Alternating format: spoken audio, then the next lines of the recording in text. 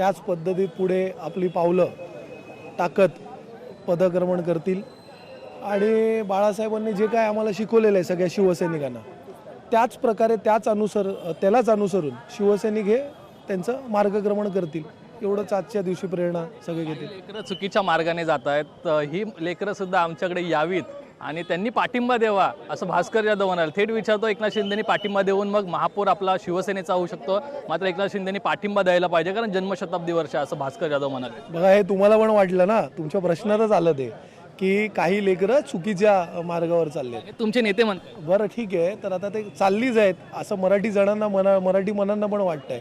तर आता त्यांनी जर त्यांच्या मनात जर खरेखुरे बाळासाहेब असतील, त्यांचे विचार जर त्यांच्यापर्यंत पोचले असतील आणि त्यांना ते समजले असतील, त्यांच्यात ते रुजले असतील, तर मला असं वाटतं ते योग्य निर्णय घेतील. आणि ज्या मुंबईवरती शिवसेनेचा भगवा हा कायमस्वरूपी फडकत राहावा ह्याच्यासाठी जर आपण इतिहासात गेलं आणि आपण पाहिलं तर बाळासाहेबांनी राजीनामा द्यायचं त्यांच्या पदावरनं, शिवसेना प्रमुखाचं असं सांगितलं होतं जाहीर व्यासपीठावरनं.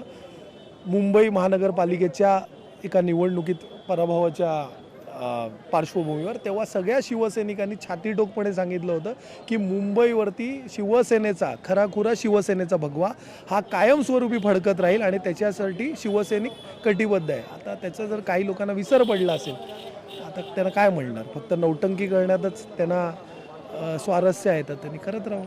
राजकारणामध्ये नेहमी लवचिकता ही असते आणि ती साधता येणं हे खरं तर महत्त्वाचं असतं. कुठेतरी राज ठाकरे यांनी जो KDMCमध्ये घेतलेला निर्णय आहे किंवा आज त्यांचं ट्विट पाहिलं तर लवचिकता ही स्वार्थासाठी नाही तर जनतेसाठी अशा प्रकारचं त्यातून एक बोलू इच्छितात. बघा राजसाहेब एक मोठ्या स्टॅचरचे लीडर आहेत महाराष्ट्रात. त्यांनी जे काय वक्तव्य केलेलं आहे त्याच्यावरती खुलासा मला वाटतं वारंवार तुम्ही त्यांना भेटत असता, त्याच्यावरती खुलासा सन्माननीय राजसाहेब ठाकरेच हे चांगल्या पद्धतीत करू शकतील. दावोसवरून आता खरं तर आपलं मंत्रिमंडळ या ठिकाणी आलेलं आहे. काल उद्योगमंत्री आलेले आहेत, मुख्यमंत्रीसुद्धा आलेले आहेत. मुंबई महाराष्ट्रातील उद्योगपतींशी आहेत तिथे जाऊन करार करण्यात आलेले आहेत. ते इथे का करू शकले नाहीत, इथल्या इथेच करायचं ना. कारण आपण जे आता जर यादी पाहिली, जे काय आकडे फुगून सांगितले जात आहेत ते ज्यांच्याबरोबर त्यांनी MOU केलेले आहेत ते इथल्याच राज्याचे मुंबईतलेच सगळ्या कंपनी आहेत बहुतांश. आणि ह्याच्या आधी जे काय MOU केलेलं त्याचं कन्व्हर्जन किती झालं हा खरं तर तुमची जबाबदारी आहे. तुम्ही प्रश्न विचारला पाहिजे त्यांना इथे आल्यावरती. सर आमच्याशी बातचीत केल्यामुळे तर एकूणच आपण बघतोय अनेक विषयांवरती अखिल चित्रे यांनी आपलं स्पष्ट मत व्यक्त केलेलं आहे. तर काही जण भरकटलेले आहेत असं अखिल चित्रे म्हणतायत आणि भास्कर जाधव यांनी जे वक्तव्य केलं होतं त्या अनुषंगानं त्यांनी ही प्रतिक्रिया दिलेली आहे.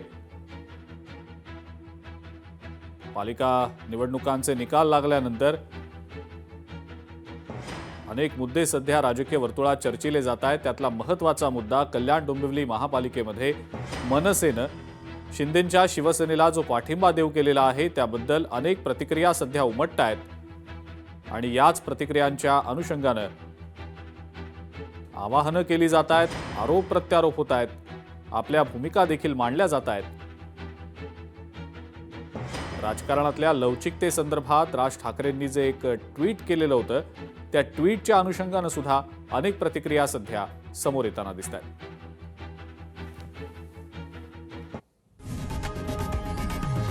लोकशाही मराठी ऐका, पहा, जागरूक रहा.